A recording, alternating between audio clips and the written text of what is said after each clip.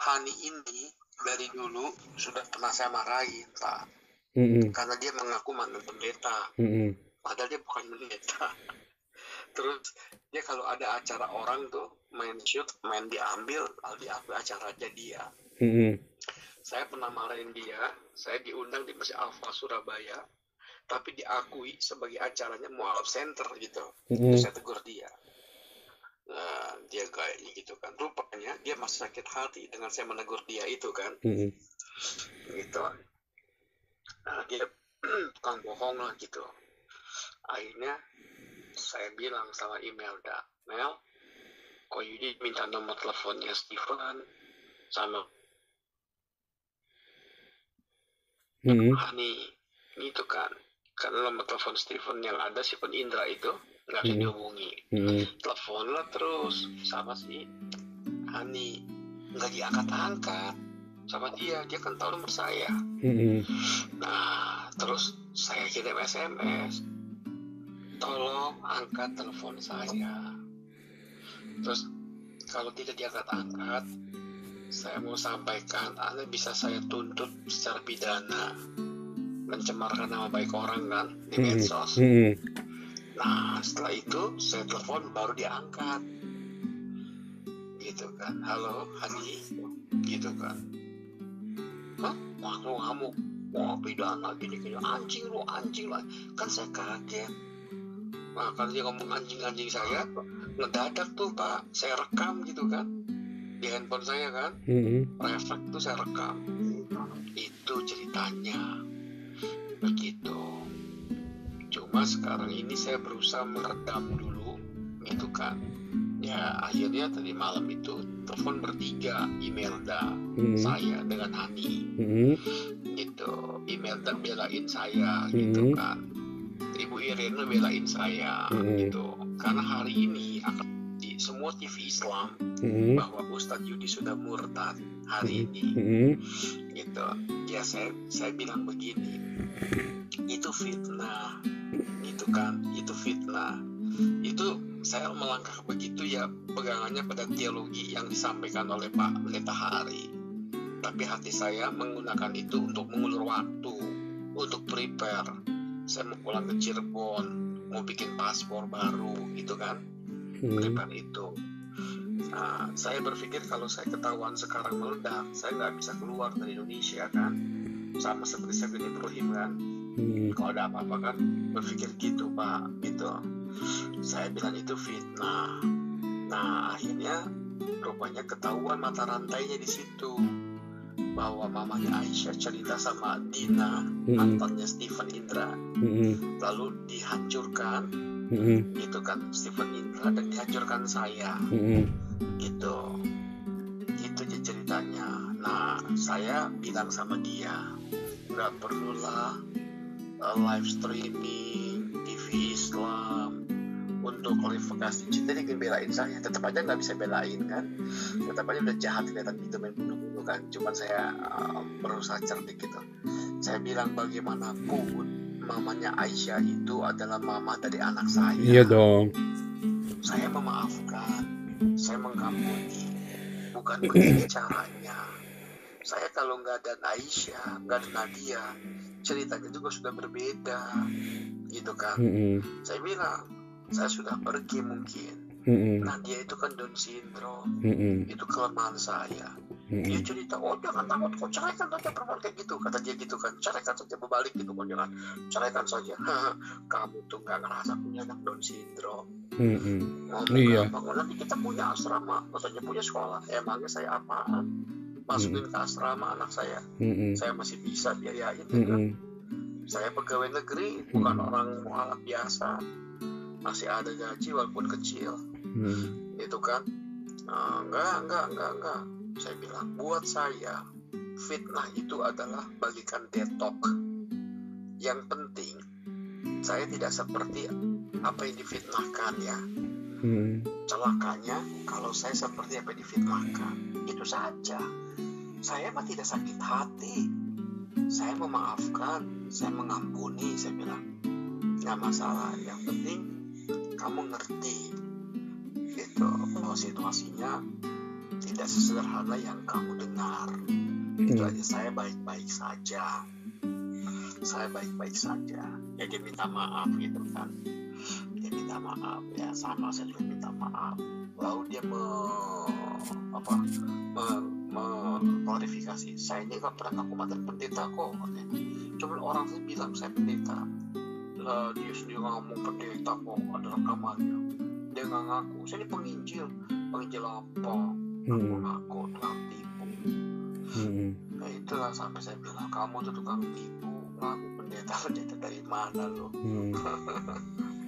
Iya kan waktu itu kan dia kan ancam saya mau bunuh saya juga Pak, si Hani itu Pak. Saya sudah hubungi, rekaman ini saya sudah sebar ke Ketua Sinode Gereja Betel Indonesia, yaitu Pendeta Rubin Adi. Karena Pak Rubin Adi kaget menemukan saya di Surabaya di Mawar Saron, di milik Pantova. Dia tarik saya, dia nangis, dia doakan saya bulan Desember. Nah gitu kan, dia bilang kalau ada apa-apa hubungi saya. Itu teman dekat. Dulu kan saya mimpin Jawa Barat di Departemen Pemuda, gantikan dia, dia tahu banget.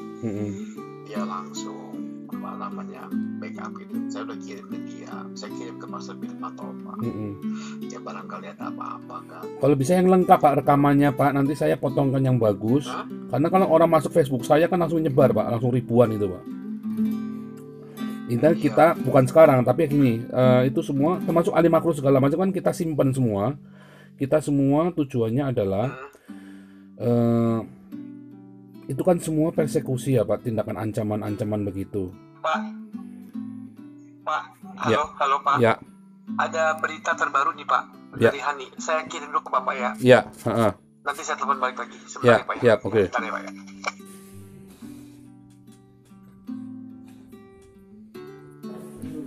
Saya jalan.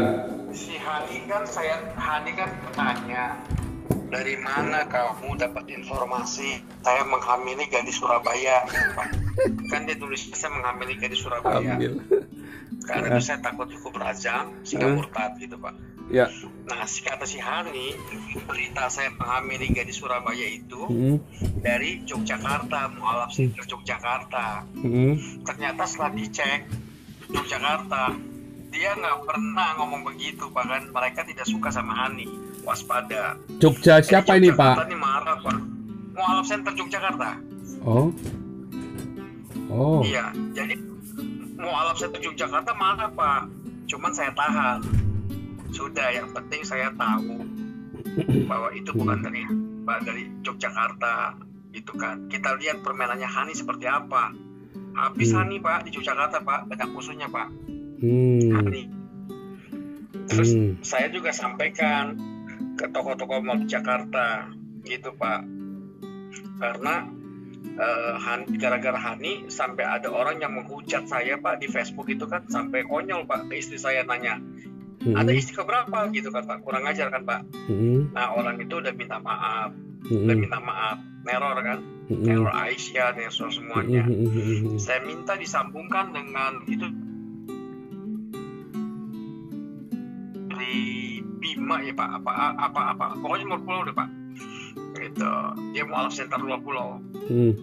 Saya ini dia takut minta maaf gitu. Ya, semua itu kerjanya Hani Pak.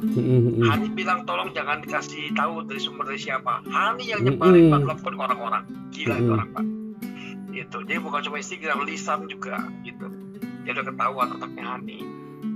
Dia dulu ancam saya mau bunuh saya juga itu Pak. Karena itu saya minta ke Jakarta supaya Jakarta declare bahwa Hani bukan sekjen MCI lagi, bukan sekjen Mualaf Center Indonesia lagi. Jadi pecat gitu kan. Saya bilang sebentar, dia kemarin masih ngaku sekjen MCI Pak? Iya bukan, dia udah mundurkan diri. Makanya saya bilang Stephen harus jelas, mesti tegas. Gitu kan, mesti tegas. Dia katanya sempat selisih paham dengan Stephen juga katanya ya. Sempat apa? Sempat berselisih dengan Stephen. Iya, karena dia banyak problem di keuangan Pak. Waktu Zakirnek datang ke Indonesia. Siapa Pak? Masalah nggak tahu. Hani itu pernah berbohong tentang masalah keuangan, cari profit. Oh. Ketika Zakir naik ke Indonesia. Dan itu ketangkep ada hubungan dengan Yogyakarta. Yogyakarta sejak itu marah sama dia, waspada. Bahkan Yogyakarta kemarin bilang ke saya bahwa mereka melepaskan diri dari Stephen, melepaskan diri dari MCI Jakarta karena tidak nyaman dengan rame ini Pak, Mualaf Sentral rame. Ya gitu. Kami backup Koyudi kata mereka gitu. Masa Koyudi dibilang menghamili perempuan Medan. Iya, maksudnya mbok ya kasih yang lebih bermartabat tuh. Cuman saya bilang tahan dulu. Yang penting kita sudah tahu kartu Astia kan? Kartu Astia dari kita. Nanti kalau sudah benar silakan mau dihabisin, tapi jangan sekarang, biar kumpulin terus semua data. Saya bilang si Hani itu bukan pendeta. Gitu, bukan menginjil. Kalau kita gimana lu ngomong gitu, aktivis gitu kan? Doang dia. Gitu. Bohong dia, bohong. Aktivis persekutuan doa. Aktivis persekutuan doa. Gitu. Namanya Jody Mulyana, dia masuk Islam jauh sebelum saya. Lalu kejadian ini kami tahu sejauh dari bulan, bukan Desember, dari bulan November kami sudah tahu. Oke. Jadi Stephen, saya tuh dapat laporan.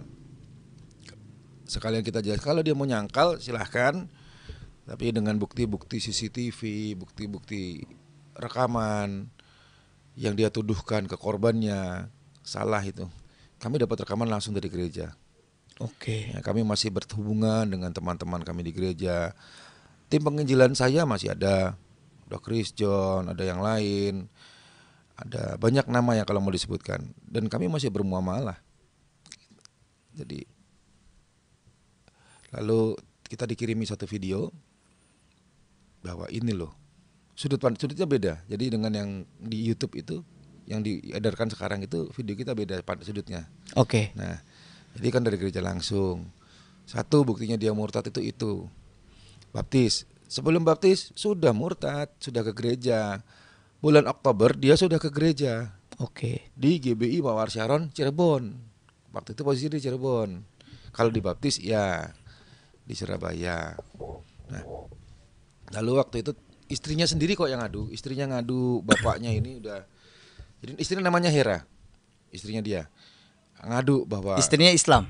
Istrinya Muslim dari lahir. Muslim lahir. Nah, cuman ya dulu dulu istri orang lah gitu. Terus jadi sama dia. Nah, lalu si istrinya ini ngadu bahwa ini gimana? Bapaknya Aisyah itu, Yudi ini ngajak mereka masuk Kristen. Oke. Kalau nggak mau masuk Kristen cerai lah, misalnya gitu. Saya pernah posting di Februari di Facebook saya, tapi namanya saya hapus karena takut undang-undang ITE. Oke. Jadi tulisannya papanya ... kosong, mengatakan kosong, untuk masuk Kristen kosong. Tiba-tiba dia kan ada SMS, saya pidanakan. Saya lucu, pidanakan apa? Saya nggak sebut nama kok di situ. Dan itu screenshot benar-benar dilihat di Facebook saya, jelas sekali itu kayak satu quotes yang nggak tahu itu siapa. Nah dari situ. Tapi dia merasa ya. Dia merasa ngamuk, ngajak pidana, nantang, silahkan saya bilang. Terus dinasihati sama ya dia punya adik angkat katanya namanya Imelda Sekeon. Imeldanya minta tolong, udahlah kok jangan diributin. Ya sudah, dia bilang. Terus saya waktu itu sempat bilang ke istrinya, Bu Hera, kalau memang suami ibu ini mau murtad atau sudah murtad ngajak ibu kembali ke Kristen, kabari saya. Ibu harus punya pendirian. Insya Allah seluruh umat muslim siap membantu ibu dan anak ibu dalam hal yang kami sanggup. Kebutuhan lahir.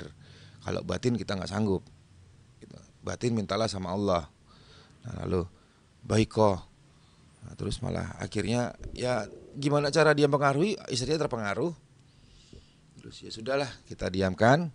Dan kita punya banyak bukti sebenarnya dia. Ternyata dari sejak Oktober 2019 itu sudah terbukti ada perempuan-perempuan yang muslimah, anak kolonel, tinggal di Cirebon, dia bawa ke Surabaya, dia murtadkan. Dimurtadkan, terus muslimah dirayu-rayu, dia tuh CS-nya tuh namanya Abu Taki. Abu Taki ini teman baiknya dia, orang Surabaya. Ya 11-12 ya gaya-gayanya dikenalkan lah sama Abu Taki ini ke perempuan. Terus ya perempuan ini akhirnya juga sama dikerjain. Oke. Gitu. Banyak muslimah yang dikerjain.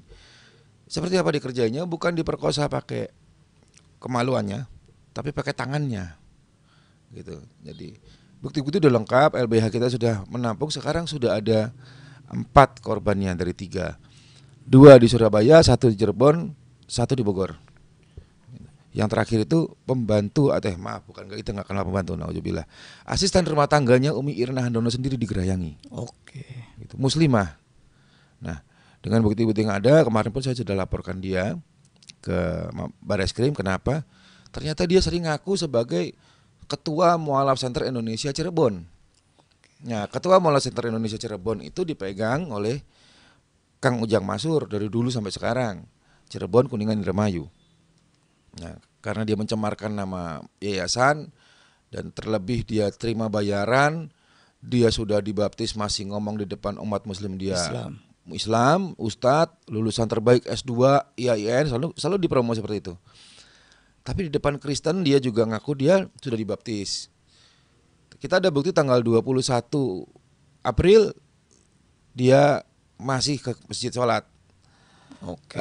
Dan ngisi tausiah. 21 April kemarin. Iya, dua-duanya ngisi di gereja kebaktian online. Di GBI juga itu kebaktian online. Nah, jadi ini orang lucu. Dia di depan umat muslim sholat seolah-olah. Nah, ternyata setelah kita bongkar semua kasusnya, oke, kita udah pantau nih selama hampir setahun. Apa sih tujuan orang ini? Bukan cuma uang rupanya. Gitu. Kalau cuma uang kita bisa panggil, kita tabokin gitu kan kalau perlu. Terus kamu maunya apa? Kalau cuma uang nggak begini caranya. Ternyata itu dari sejak tahun 2017. Jadi saya lucu ketika Yayasan As-Sunnah kemarin melarang saya menemui Yudi dan yang lain, ditahan di dalam. Jadi sampai saya pergi ke Cirebon, saya mau ambil orang ini, saya mau ajak ke Polsek atau ke Polres gitu. Dilindungi. Dan sudah kejadian yang kedua kali, berkali-kali mengadu domba umat Islam. Kemarin itu sebenarnya akhirnya setelah kita cek, tidak disyahadatkan dia, tidak disyahadatkan. Dia yang syahadat sendiri. Enggak ada yang nuntun. Apakah kamu bersedia masuk Islam tanpa paksa? Apakah masuk Islam tanpa paksa? Enggak ada yang begitu. Jadi kesalahannya adalah si ustadznya itu yang dari As-Sunnah yang ngurus radio, Ustadz Diding namanya. Dia enggak bisa spontan jawab waktu ditanya sama tim kita. Jadi kami di parkiran berjam-jam, dia datang. Oh, kita enggak akan Islamkan kok. Kita cuma tanya tabayun. Nah di situ kan saya belum pernah kenal dia nggak pernah kenal saya. Terus saya sampai komplain, Ustadz, bukannya kalau tabayun itu harus ada semua pihak, termasuk saya yang dirugikan dan korban-korbannya, saya bisa video call langsung. Enggak, udah tunggu aja nanti kita cuma mau nasihati. Ya udahlah, tempat orang kan saya nggak mungkin ngamuk kan gitu. Kan tempat ini kalau di gereja saya bisa ngamuk mungkin ya gitu. Tapi kalau di ini tempat muslim juga, pondok orang bisa diusir.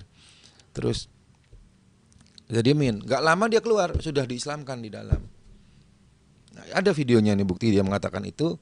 Kemudian dia nyangkal ketika saya dibilang, ya sudah kalau gitu. Karena ada 2 video awal ada tidak akan diislamkan, ditanya-tanya.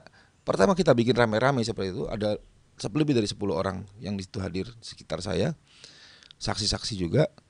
Berikutnya ada diislamkan. Berkata-katanya saya 11 tahun tersesat dalam Islam. Nah, 11 tahun dia masuk Islam. Saya belum, dia dulu masuk Islam. Yang saya selidiki langsung tadi nanti ada videonya sama Umi Irena. Betapa banyaknya umat muslim membantu dia, mulai sampai sekolahnya gratis S2, anaknya sakit enggak 1-2 juta, puluhan sampai ratusan juta umat muslim bantu dia. Terus ternyata ke gereja ini enggak mungkin kalau dia bilang saya stres. Ini alasan dia ya. Kenapa kamu dibaptis? Iya, saya galau, saya stres. Terus setelah dibaptis tambah galau, tambah stres.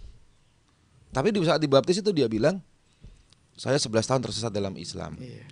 Kita nggak pernah masalah dengan orang yang murtad. Silahkan siapapun yang murtad, sesuai dengan Al-Maidah 54, mudah kok buat Allah datangkan yang lebih baik dari kalian. Betul sekali. Setiap hari ada orang mati, orang yang diambil Allah, ada juga yang lahir yang baru. Cuman ya kalau murtad jangan jelekin agama apapun. Kami semua masuk Islam lalu tidak kami jelekkan agama kami yang lama? Nggak boleh di Islam ajaran itu.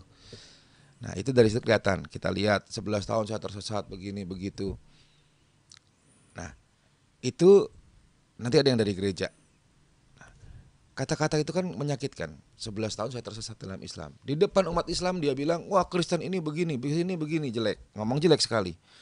Sekarang depan umat Kristen dia bilang ke Islam ini begini, Islam ini begini. Dan itu setelah dia dibaptis. Itu bukan 25 Desember. Bohong. Oke. Gitu. Kita buktikan nanti di jejak detail dari laporan gereja. Kapan dia ke gereja? Dari Oktober dia sudah ke gereja. Tapi yang beredar pemberitaan Desember ya. 25 Desember. 25 Desember. Versi dia. Tapi sebenarnya Nah, jejak digitalnya 3 Oktober. Iya, dan pendetanya berkomunikasi dengan kita. Pendeta GBI baik GBI Surabaya atau GBI Cirebon. Ya, nah. Ini dari segi ketika dia dibaptis. Lalu nanti kita lihat ketika bagaimana setelah dibaptis dia minta bersyahadat. Jadi ini viral di hari Kamis Jumat. Jadi begitu viral dia cari aman, dia ke Asunah minta disyahadatkan. Bersyahadat. Dan ditanya oleh beberapa saksi, ada namanya Mas Ahmad. Itu datangin dia. Gimana kabarnya? Orang nanya kabar. Kalau ditanya kabar kan jawabnya baik gitu kan. Atau lumayan. Enggak, dia jawabnya saya udah syahadat di dalam. Sama bapak ini sebelah maksudnya, sama Ustadz Diding namanya. Nah, itu Ustadz Didingnya diam. Terus juga dari itulah disebab kita bilang ya dia disyahadatkan di Asunah. Waktu itu belum beredar video dia syahadat. Pernyataan dia kan seperti itu. Nah, enggak lama setelah dia pulang dalam tempo setengah jam setelah acara itu sudah beredar video syahadatnya. Nah video syahadat ini alhamdulillah dia sendiri yang edarkan dan nggak tahu mesti dari Asunah juga edarkan atau enggak. Video ini membuktikan bagaimana dia syahadatnya itu sah atau tidak. Oke. Jadi Allah terus buka ya. Allah yang terus buka Allah ini. yang buka, bukan dia kita. terus menutupi tapi Allah Iya. Allah Subhanahu wa taala terus membuka aib-aibnya. Iya. Oke, teman-teman penasaran nggak bunyi syahadatnya? Kita coba putarkan ya. Terus lanjut kok. Ya. Jadi setelah dia syahadat hari Sabtu itu, dia sendiri yang mengucapkan kalimat syahadat yang sengaja dia salahkan. Langsung besoknya dia kirim video itu ke pendeta. Dia bilang saya terpaksa syahadat. Ini bukti syahadatnya, ini videonya. Nah, lalu dia pinjam uang. Kata dia tersyahadat itu karena mau dibunuh, mau diancam. Nggak ada umat Islam yang bunuh. Dia bahkan kirim screen ke kanwilnya, ada orangnya dia yang kirim, tolong selamatkan iman Islam dan nyawanya Yudi. Nggak ada di Islam hukumnya ketika Anda murtad tidak semata-mata dibunuh. Di negara Saudi pun, di negara Islam pun tidak semata-mata dibunuh. Disidang dulu, diperiksa dulu. Begitu hakim mengatakan jangan dibunuh, nggak dibunuh. Hakim mengatakan dibunuh, hukum mati, dibunuh.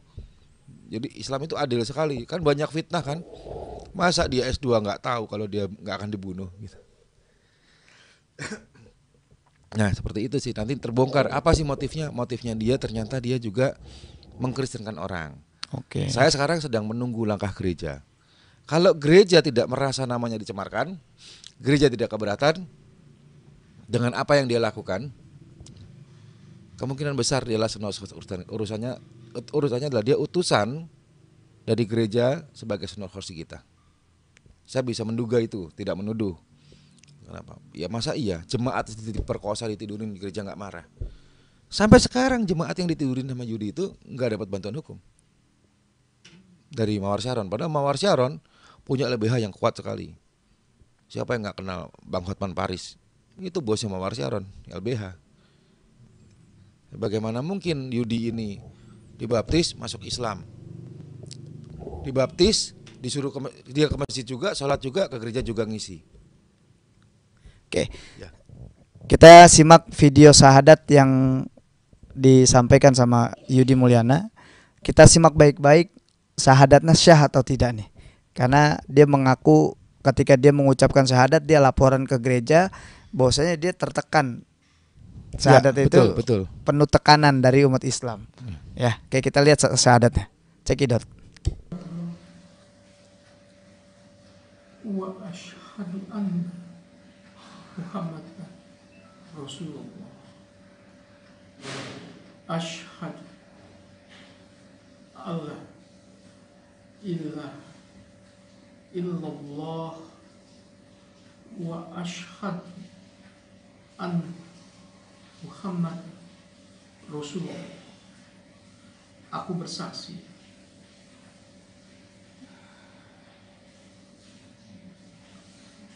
bahwa tiada Tuhan selain Allah.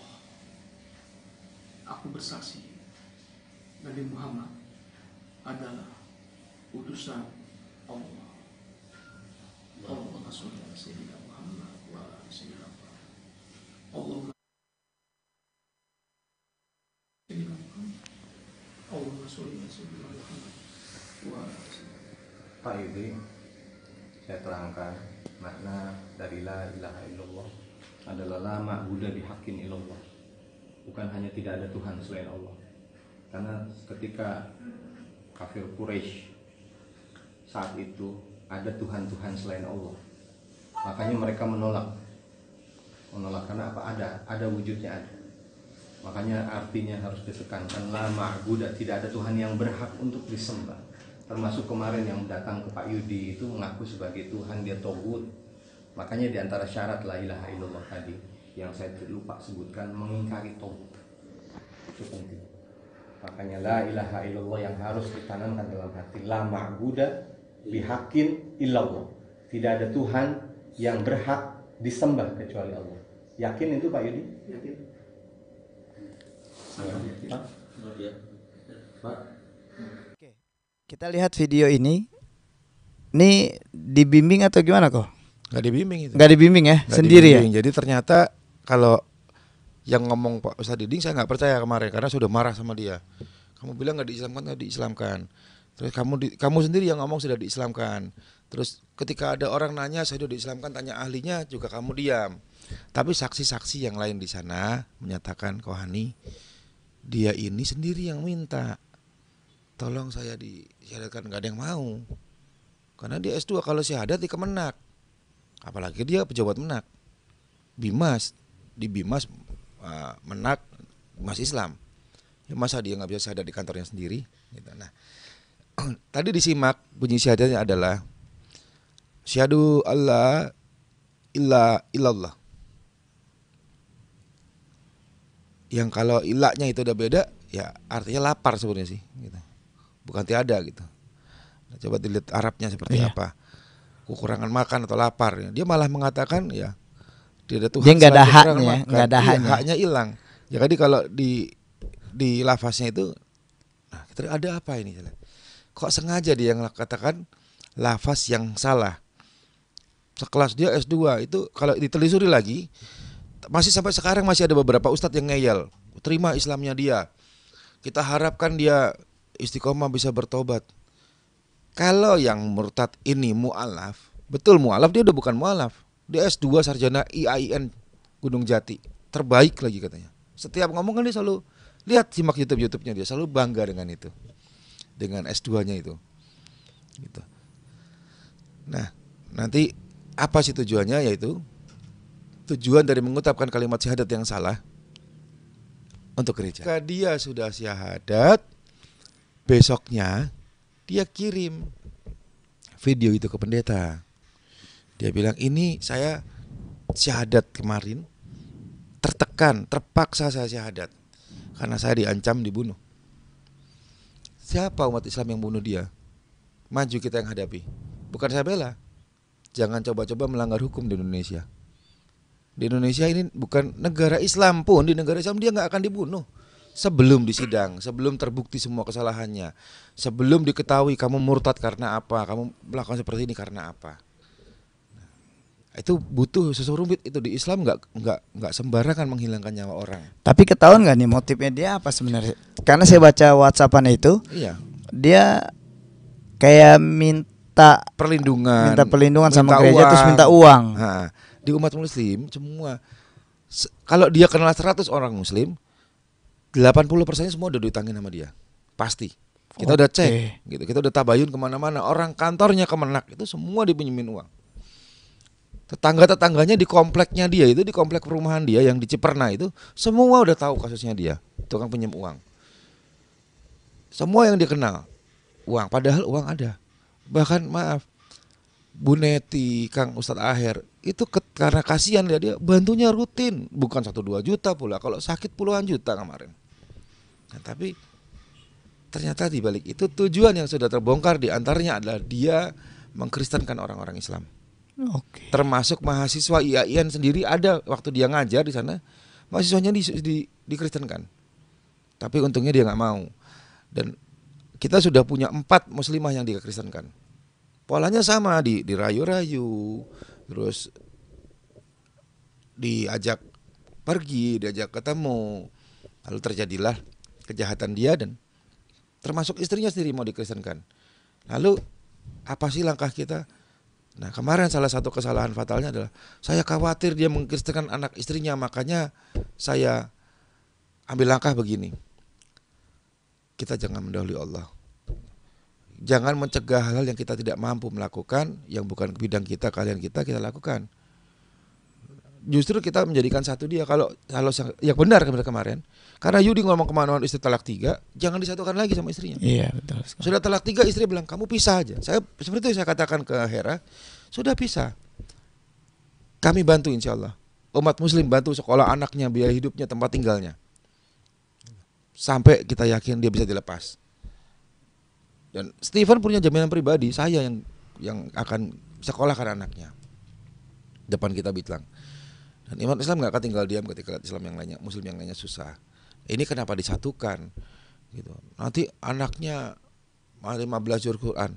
Saya kenal banyak yang nggak banyak sih, beberapa orang yang 30 juz jadi rusak karena dia cinta dunia.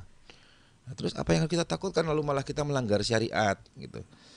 Nah, buktinya itu, dia mau kristenkan orang, mencari uang, dan mungkin ada kejiwaan dia terganggu sedikit. Dia bukan sakit jiwa, tapi jiwanya yang sakit. Kalau sakit jiwa nanti dia lolos dari hukum, tapi jiwanya sakit. Tepatnya psikopat kali ya. Nah, psikopat maksud saya begitu. Oke. Karena ini berulang-ulang sampai pembantu asisten rumah tangga digituin. Kalau pembantu budak boleh, dan itu pun nggak sembarangan gitu kan. Asisten rumah tangganya Umi Irena di pondok pesantren digerayangin. Kemarin baru terbongkar. Umi bicara depan 4 saksi dan ternyata. Tapi bisa kita tampilkan, Dok. Kok si mbaknya nggak mau. Yang penjelasan Umi Irena kan karena karena kan kata Kohani bilang dia selama ini mencari perlindungan dari Umi Irena. Iya, jadi apa-apa dia bilang aku anak angkatnya gitu kan. Itu guru saya, Umi Irena ibu saya. Nah, nanti saya kemarin tanya, Umi benar ya dia anak angkat Umi? Apa sih jawaban Umi? Oke, mau tahu nggak teman-teman semua? Ya, kita coba. Belum ada videonya. Sudah ada. Oke, nanti kita akan simak penjelasan dari Umi Irena Handono terkait pengakuan Yudi Mulyana, karena dia selama ini mentoknya di Umi Irena. Ya, jadi kalau udah kepepet segala macam pokoknya Umi Irena gitu kan. Iya, orang kan sungkan mungkin kan karena Umi Irena orang lihatnya aduh gitu. Tapi menarik ketika Umi Irena Handono yang memberikan penjelasan tentang Yudi Mulyana. Akhirnya kalau Umi Irena udah memberikan penjelasan itu, nah dia harus kemana lagi kan bingung. Gak tahu, Salafi sudah nggak mau. Ya, sudah tahu borok-boroknya dia. Dan bahkan dari 2017, nah selain dia tujuannya tadi uang, terus psikopat, jelas merusak Islam, memecah belah. Oke. Bukti yang paling baru saya dapat 2017 dia memfitnah Ustadz namanya Ustadz Abu Zaki. Anaknya namanya Zaki jadi Abu Zaki. Saya nggak sebut nama aslinya ya. Ini namanya Abu Zaki. Di sini ada satu surat bahwa Ustadz ini sampai dijolimi oleh ketua yayasannya sendiri, sampai dijolimi oleh saudara-saudara satu manhajnya sendiri. Karena karena ulah dia. Ya, jadi Ustadz ini Abu Zaki ini sebenarnya orang As-Sunnah Cirebon, tapi sampai dikatakan difitnah, sampai dibilang ini dakwahnya nggak benar, dakwahnya rusak, nggak sesuai dengan manhaj salaf. Padahal difitnah 3 tahun rupanya. Mungkin bisa jadi Abu Zaki ini pas 29 Mei dia surat ini dikeluarkan 29 Mei 2017. Sekarang Mei 2020, 3 kali Ramadan. Doanya dia dan istrinya yang dijolimi Yudi Mulyana, Allah jawab hari ini. Allahu Akbar. Oke, kita simak video dari Umi Irena Handono terkait penjelasan siapa sih sebenarnya Yudi Mulyana itu. Ya. Ya. Oke. Assalamualaikum warahmatullahi wabarakatuh. Malam hari ini malam yang cerah. Alhamdulillah saya berbincang-bincang dengan Kohani Kristanto, kemudian juga dengan Pak Deddy Suhar tadi. Alhamdulillah. Juga ada putri saya di sini. Kita berbincang-bincang banyak hal, termasuk tentang murtadnya kembali seorang yang bernama Yudi Mulyana. Menjadi murtad kembali, dan banyak berita yang beredar, antara lain yang menjadi perhatian saya adalah karena yang bersangkutan seringkali menggunakan istilah saya anak angkat Ibu Irena Handono katanya. Perlu saya jelaskan di sini bahwa saya tidak mempunyai anak angkat. Kenapa? Karena dalam Islam tidak dikenal anak angkat dan itu haram. Bahwa kemudian saya dipanggil Umi, dipanggil Bunda, bahkan dipanggil dengan sebutan Mami, sebutan yang akrab, itu kebanyakan mu'alafah ya menyebut saya sebagai ibunya, Mami, sebagai ibu seiman dan seakidah, karena mereka banyak yang kehilangan ibunya, kasih sayang. Memang betul, ketika termasuk saya juga panggil Mami. Sekarang ibu saya sudah baik, panggil Umi. Jadi ketika mualaf-mualaf yang saya titipkan, kalau perempuan akhwat itu pasti saya titipkan ke Umi Irena, karena wanita harus dibina oleh wanita. Jika tidak, terjadi kemaksiatan. Jadi banyak yang panggil Umi, Bunda, Mami, ya sebagai pengganti sementara lah. Dan Umi sendiri yang mengajarkan tetap baik sama orang tua, kembali ke orang tua. Dan Masya Allah. Yang bukan mu'alafah aja, yang bukan mu'alafah juga ada majelis taklimnya Mami. Iya.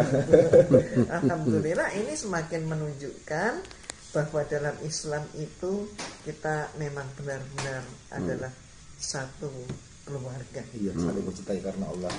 Alhamdulillah. Masya Allah. Jadi kita luruskan. Jadi Yudi Mulyana ini saya sendiri yang bongkar. Allah yang bongkar. Makarnya Allah lebih hebat dari makarnya Yudi. Bayangkan Umi piara kucing saja. Kucingnya Umi tahu terima kasih. Binatang tahu balas budi. Yudi banyak dibantu oleh Umi. Dia tega menjahati Umi, menfitnah Umi. Apakah Anda berhati manusia atau binatang? Ya, mudah-mudahan bermanfaat iwafillah. Dukung terus dakwahnya Umi, dukung terus doakan kami. Dan murtad silahkan murtad, tapi tolong jangan jelekkan agama kita sendiri atau agama orang lain. Dan kayaknya perlu juga Umi jelaskan bahwa kalau sebagai ibu, sebagai Umi, sebagai bunda, Mami seiman dan seakidah. Kalau sudah iman dan akidahnya berbeda, maka putus. Dan karenanya pula semua apa yang diperbuat oleh saudara Yudi Mulyana itu di luar tanggung jawab saya. Demikian pula saya pertegas bahwa saudara Yudi Mulyana tidak pernah tergabung di Yayasan Irena Center. Awas, jangan terkecoh. Di Mualaf Center Indonesia juga nggak pernah. Jadi di luar dia ngaku dia pernah jadi ketua Mualaf Center Indonesia Cirebon. Itu berdusta. Itu penyusup source-nya kita ini. Hati-hati dengan orang-orang semacam Yudi Mulyana. Jangan mau diadu domba. Inilah saatnya kita di bulan mulia Ramadan ini kita satukan ukhuwah Islamnya untuk membela izah dan marwah. Ya, sesama Islam adalah saudara.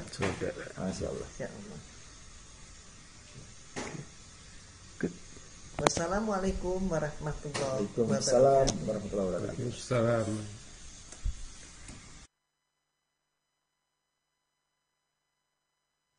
Oke, ini menarik sekali jawaban dari Umi Irana terkait bagaimana Yudi Mulyana ini sampai dikatakan sebenarnya dalam Islam nggak dikenal anak haram, anak angkat karena hukumnya haram.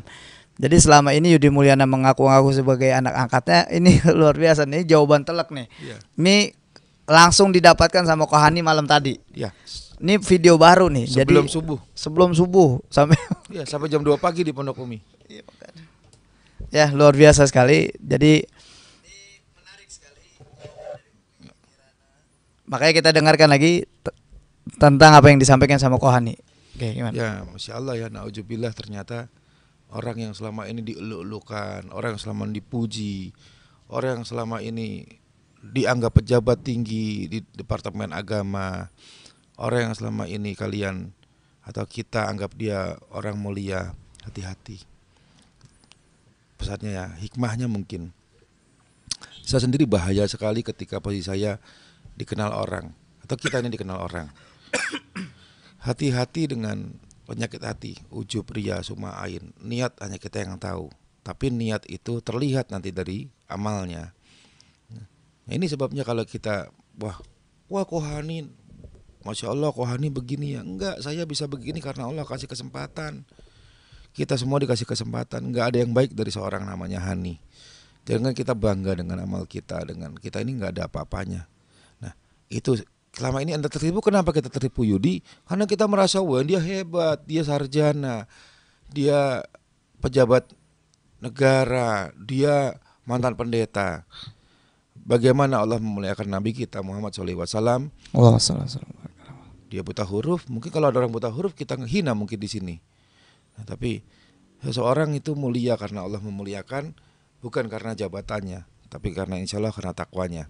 Pelajarannya adalah jangan sembarang mengidolakan orang. Oke. Jangan mengkultuskan orang. Jangan menyanjung-nyanjung orang. Oke. Jangan follow Hani, jangan follow Ustaz Sahal. Followlah Nabi kita Muhammad SAW. Oke. Petunjuknya Al-Quran.